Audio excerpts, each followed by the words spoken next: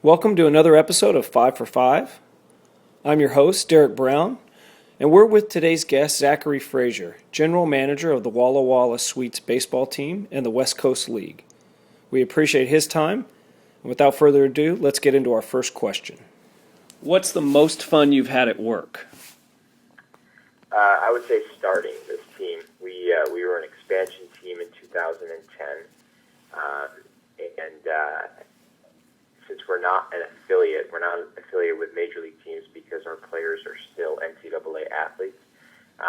We started literally from the ground up.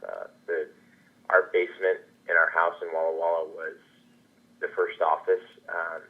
We didn't even have wireless internet. We had to run a 50-foot Ethernet cable to connect to the modem when we first started. So, to go from that start to seeing where it is today, where we put 1,500 to 2,000 people a night in a ballpark and have a full-time team store and offices and all the things that have gone from what we started is kind of fun. So just looking back at that process of starting from nothing to what we have today has been a fun process.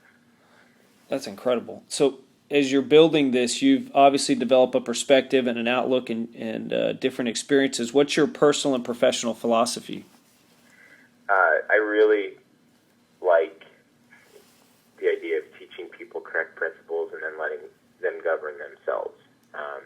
We have a staff of 75 people on game day between concessions and stadium operations and coaching staff and front office. And so if my natural tendency is to try to get my hands in every single piece of the pie, and ultimately that just leads to frustration and headaches and problems. And so we've hired really good people, incredibly talented managers, and so I've really tried to pay close attention to the idea of as long as we've taught them and trained them correctly, they're going to do a great job with their people. How has the evolution of technology and the emergence of different things influenced your business and your team?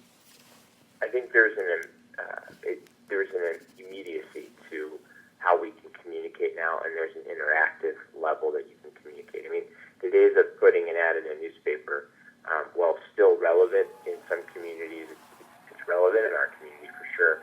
It's still a valuable way to reach people. It's no longer the most effective. It's no longer the most efficient. It's no longer the most cost-effective. Technology such as Facebook and Twitter have really helped us reach people immediately, so it's an instant contact. It allows them to communicate back to us. So what's nice is when we start to see comments that have feedback, and most of the time it's just stuff that's really not going to help us, but every once in a while we see something in there, and our team will sit back and say, hey, that's actually a good idea. We should put that together. We should put that as part of our game day plan. So those kind of things have really helped increase our reach and then increase our interaction with our fan base. What's the most difficult time you've experienced in your career? Starting the team as the most fun, I would say starting the team was also the most difficult, primarily because we were doing it in a market that had not had professionally operated baseball in nearly 30 years. And so in addition to the physical aspects of what we were doing, we were renovating an 85-year-old stadium, we were establishing offices, buying furniture, hiring a staff, all of those things, recruiting players, hiring a coaching staff.